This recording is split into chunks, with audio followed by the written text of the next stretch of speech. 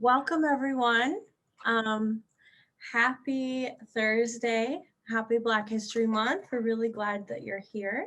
My name is Rebecca Wright. I am the Living Well, Aging Well Program Coordinator at the Downtown Center. And Jill and I are putting on this Black History Month event called Honoring Black Voices. It's a Living Well, Aging Well presentation from our senior center. And before we start, I just want to welcome you all here. I'm really glad you're here. Um, it's great that we get to talk about this, and we will be having a range of speakers throughout the month. This will be going every Thursday at 11. And just some housekeeping, if you could please all keep yourself on mute during the duration of our presentation. Jill and I will be going back and forth, and there will be, if you have any questions, you may put it in the chat. And Jill and I will get to the questions at the end of this presentation. So I'd officially like to welcome you all. Let me go over to my next slide. So honoring Black voices, what is this series about? So we have invited a series of guests from the Black community representing all ages and groups to talk about their experience throughout life. We want to give each presenter a platform to share and amplify their Black experience, to show the beauty and the pain, to acknowledge how far we've come and yet so far we've yet to go, as you know, we have seen in recent events. So to pass it off to Jill Spezzano. All right. So thank you all for joining us and welcome. I'm Jill Spezzano, the Living Well, Aging Well Service Coordinator for Aquatic Park, and it is just an honor to be here and to be able to bring this presentation to you. Our Living Well, Aging Well program has its roots in the knowledge that it is the stories that give us the greatest insight to knowledge and understanding of the rich diversity and culture of our community. With the foundations of our modalities, social is at the top of those 7 modalities of living well, aging well. And I wanted to pick out 3 to share with you just to show how it integrates into the programs that we present. So social being at the top, the statement that we chose is that San Francisco Senior Center is a caring community that encourages social interaction while emphasizing mutual respect. Intellectual is the next one I chose because we encourage intellectual growth through lifelong learning opportunities that help provoke meaningful dialogues. And lastly, spiritual. We are creating a safe, supportive place to experience life's journeys and enrichment for purposes to show how we exist and coexist together. So we thought my first presenter is a lifelong friend, grew up with my middle child.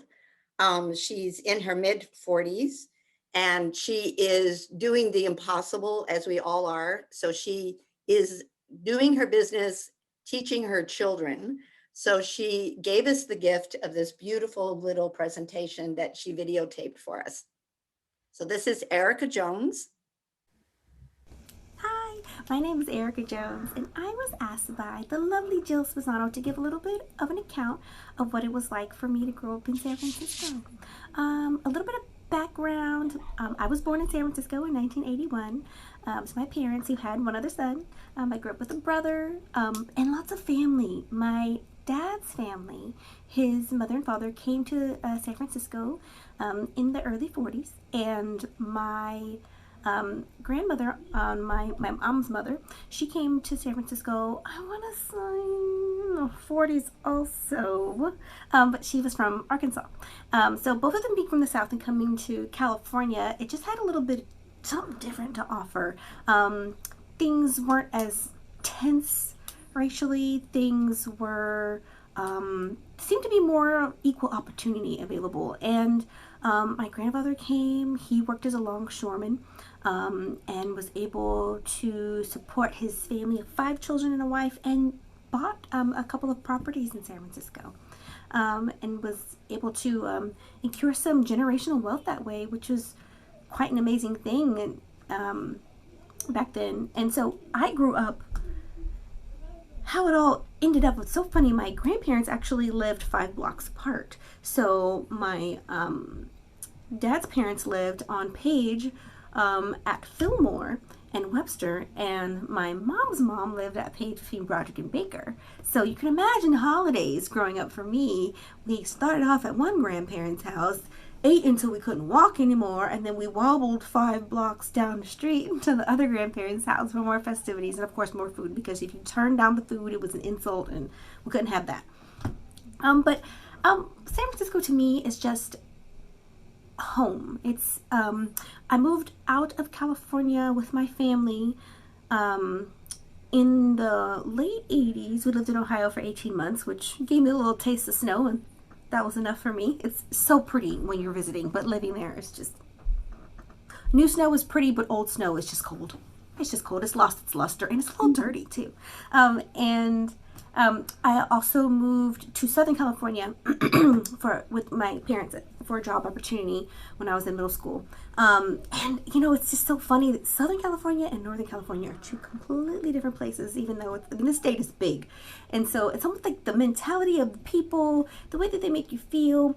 I know that San Francisco is a place now that is full of a lot of transplants and people who didn't necessarily grow up here, but I still think that there's a different feeling in the Bay Area than there are in other parts of California, particularly San Francisco. I mean, it is the perfect city to go in a snow globe, even though it doesn't snow here. It's magical. It sparkles. The pretty city by the bay. There's so much culture and so much history here.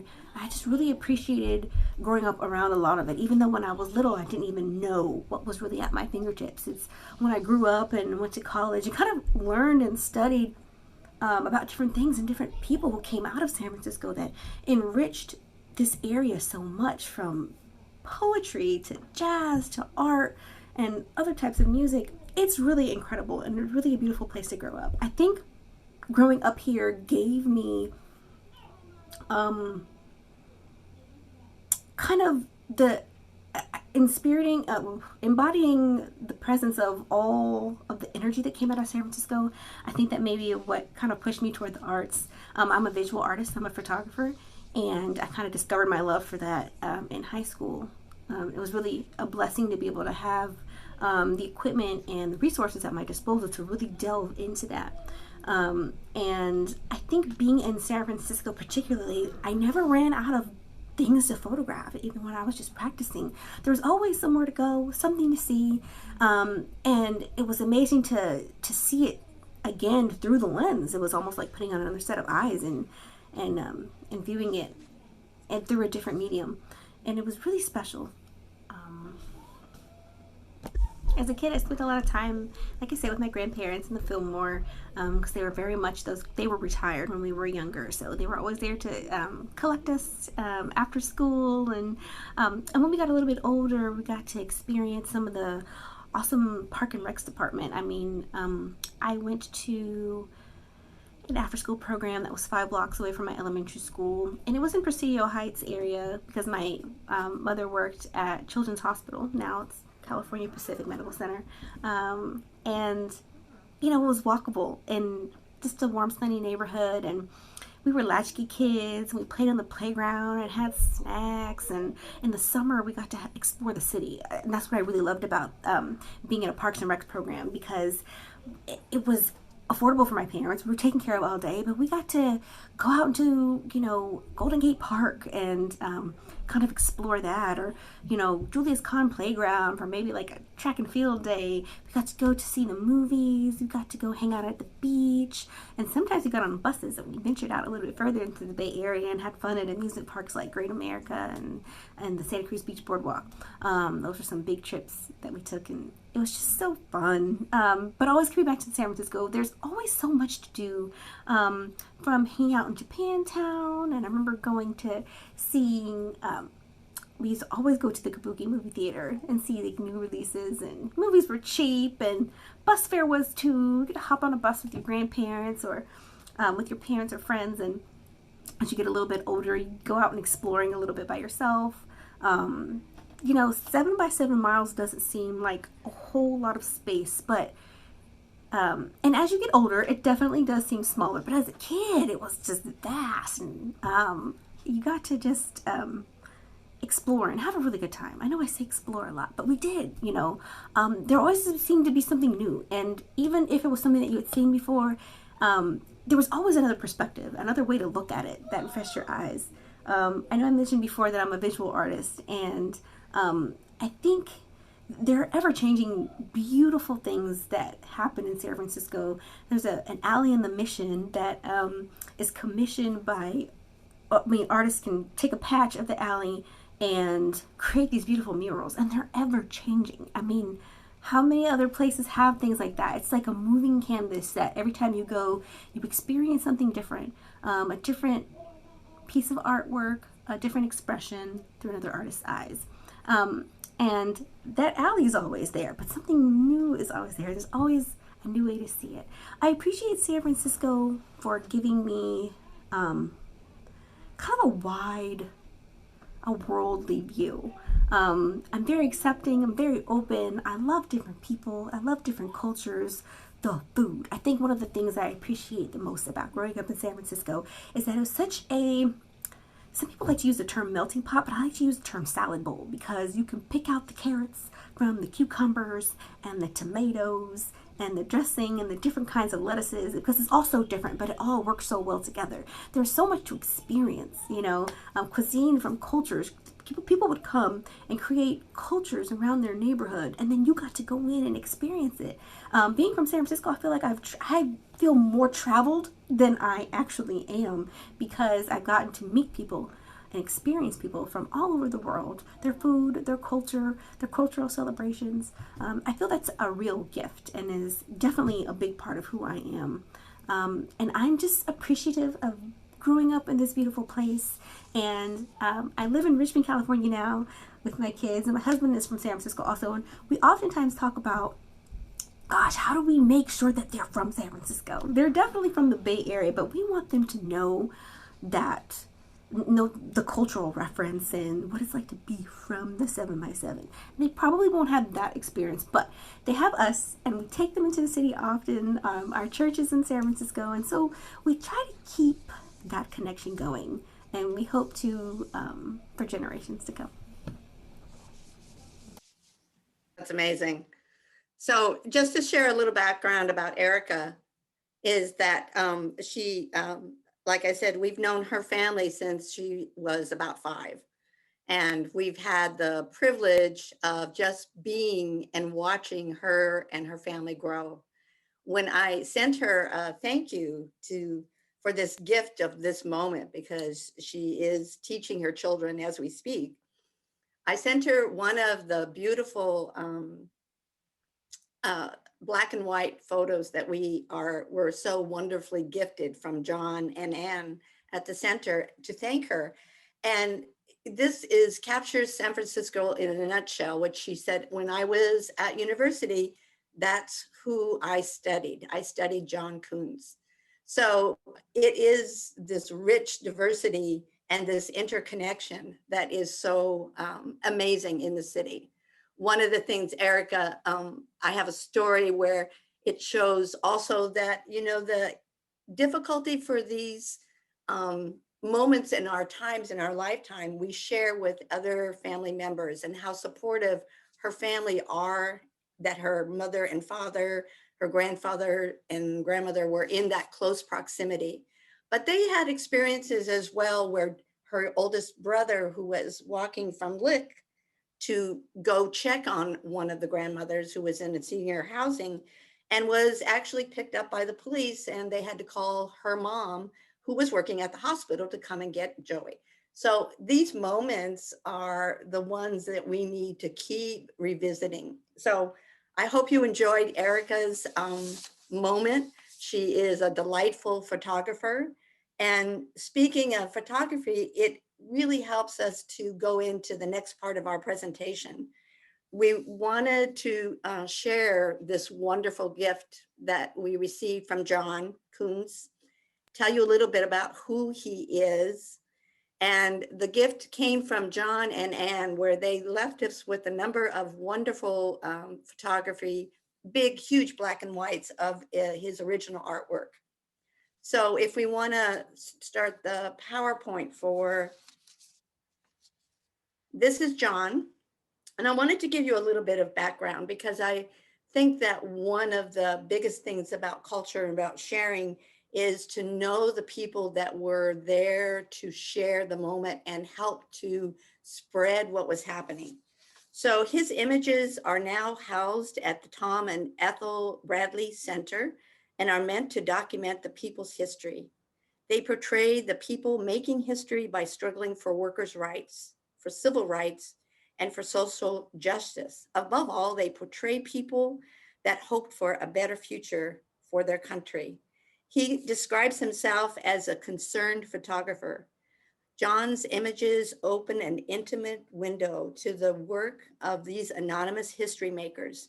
He spent years documenting two of the most important social movements of the 1960s and the 1970s in America: the civil rights struggle in the South and the workers and civil rights struggle of the union farmer workers in California.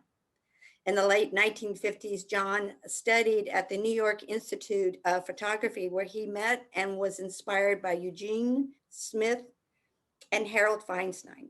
After working for a couple of years at UPI in San Francisco, he became a successful industrial photographer who practiced on the side. What he describes himself as is a social worker photography, a freelance. He would do freelance work for agencies, for people with deaf, handicap, the blind, Salvation Army. In the 1963s, he decided to give himself this self-imposed Guggenheim of the South.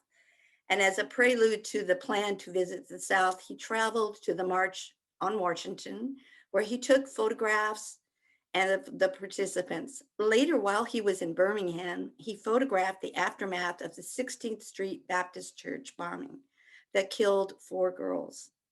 In Selma, he photographed the struggle for the civil rights from 1963 to 1965, including 2 of the 3 marches from Selma to Montgomery. Later, John went to California, San Joaquin Valley, and he became involved with the Agricultural Workers Organizing Committee, AWOC, and they were trying to unionize, the farm workers. He wanted to photograph that process as well and ended up staying with the workers and continuing to follow the struggle of the Filipinos, the Mexican-American farm workers during the 1960s to the 1970s. It's also interesting to note that when he went to the South, he often packed his car with food and supplies to take to the marchers. John Kuntz was the founding facilitator of the San Francisco Seniors Photo Group for the over 30 years. He actually had a darkroom installed in one of our rooms. He led the group through his knowledge. They encouraged them to do field trips. They built display boards. And he included over 175 artists to display their works. So that's just a little bit about John. And then I wanted to go through and share with you some of the photos, some of which are at the center and some that are online. So this particular one is a Freedom Day. It was in Selma. And this young man is being arrested for holding up a sign urging voter registration. The next slide is outside the 16th Street Baptist Church after the bombing of Birmingham, Alabama. And the next slide is from Freedom Day. That was in October 1963. And the next slide is the members arrested for just holding up signs urging voter registration. Wow. And the next slide is the march to Montgomery in 1965, approaching the Edmund Pettus Bridge in Selma. You can kind of see from these photos that he was able to use his lens and vision to capture the moment. Mm. The next slide is the march again to Montgomery in 1965. The next slide is so poignant. It is the Selma Voting Rights Campaign in 1965. And these were high school students leading freedom songs at the mass meetings in the Brown Chapel. Powerful images. Aren't they? This was the March on Washington. It was interesting to note on this one, I was listening to one of the YouTubes of John Kuntz, and he was saying he wished he could have maybe stopped and asked them their name. But truly, I think that through his lens, he became this wonderful witness of this powerful moment. This is a slide of the cemetery at the funeral of one of the little girls that was killed in the 16th Street Baptist.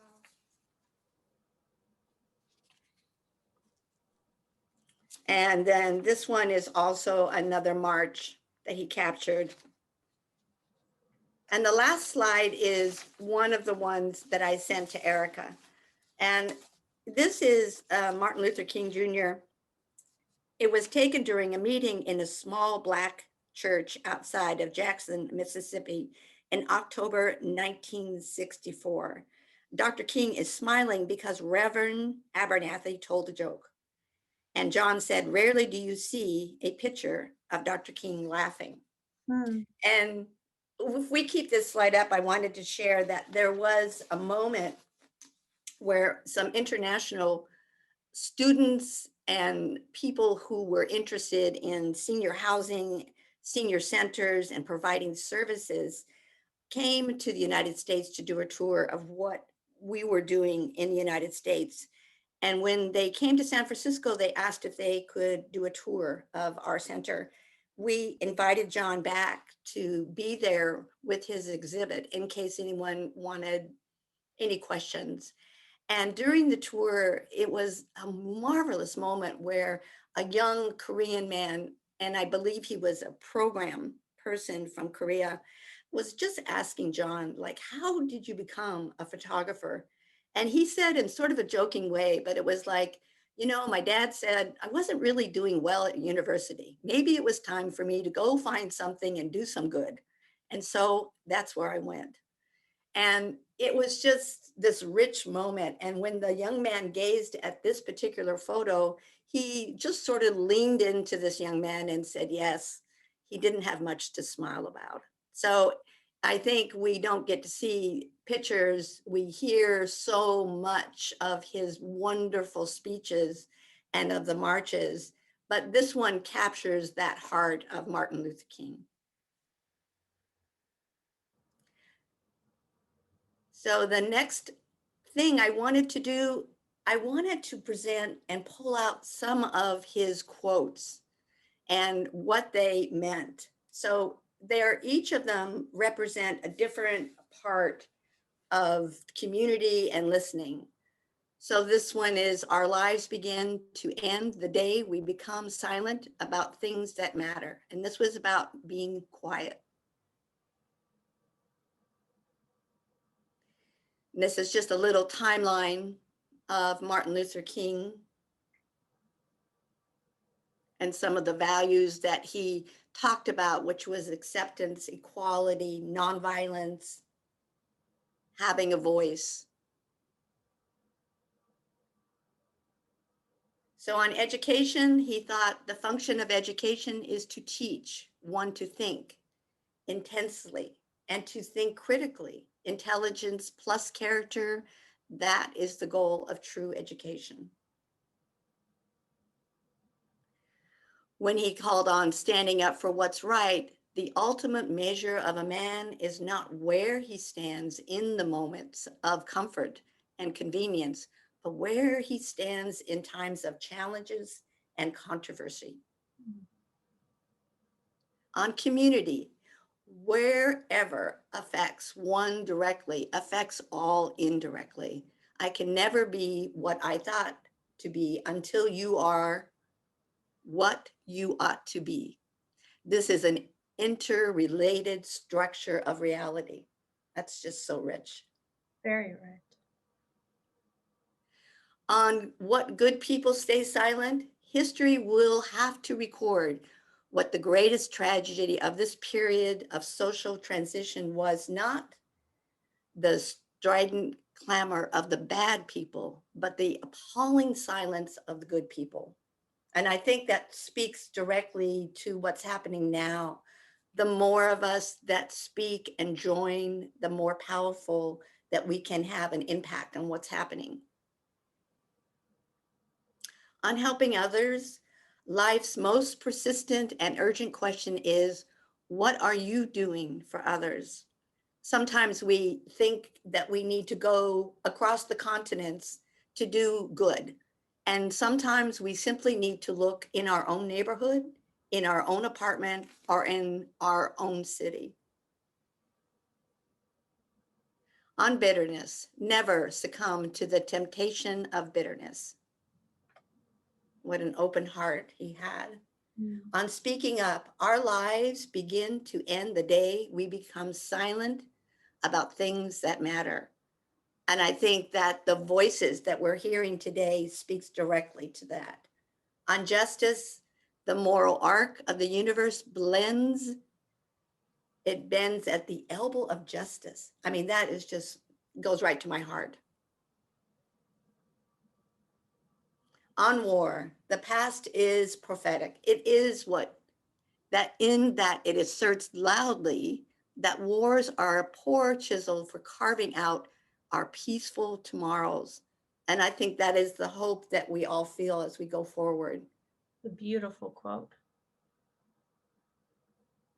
On violence, and this one is particularly poignant at the moment of our own current history. Nonviolence is a powerful and just a weapon. Indeed, it is a weapon unique in history, which cuts without wounding and enables the man who wields it. Nonviolence.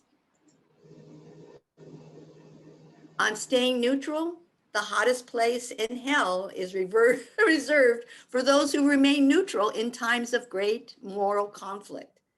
And that always speaks to me that sharing your words, sharing with other people is so valuable at this moment. On understanding each other, shallow understanding from people of good, is more frustrating than absolutely misunderstanding from people of ill will. And that's the great challenge of today, is those sharing of those rich stories that will help teach us.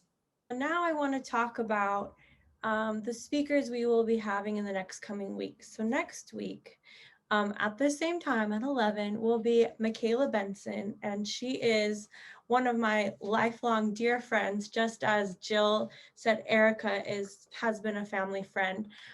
She has been an activist in the Black community, even throughout high school. She has a number of accomplishments, as well as a skincare business. So she's really well-rounded. She's from San Francisco, so it'll be really interesting to hear her perspective of growing up in the city in the 90s and early 2000s. So that's next week.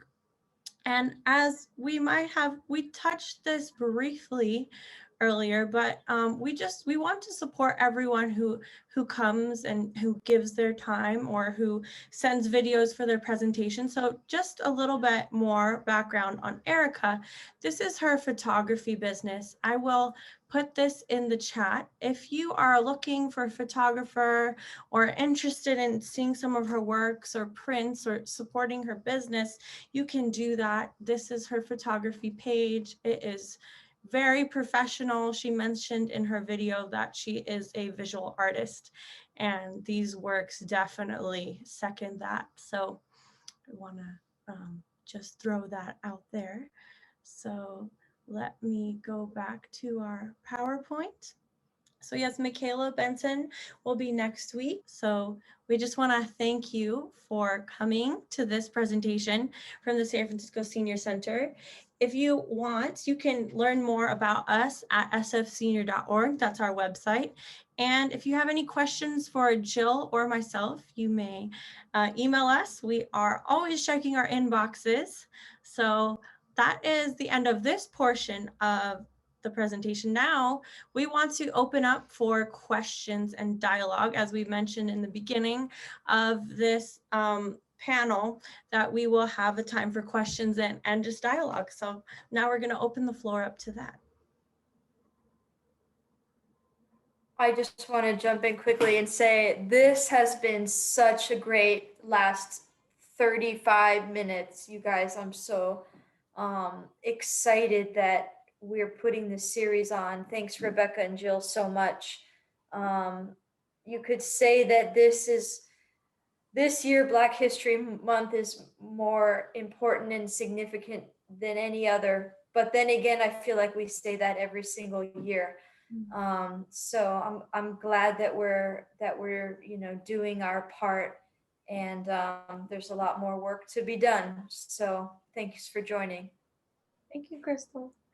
Oh yes, so on the 18th we have Renee, and then on the last Thursday, the 25th, we have Dr. Mwanza, and she is actually here with us. We're going to do a quick commercial, so you just want to say hello.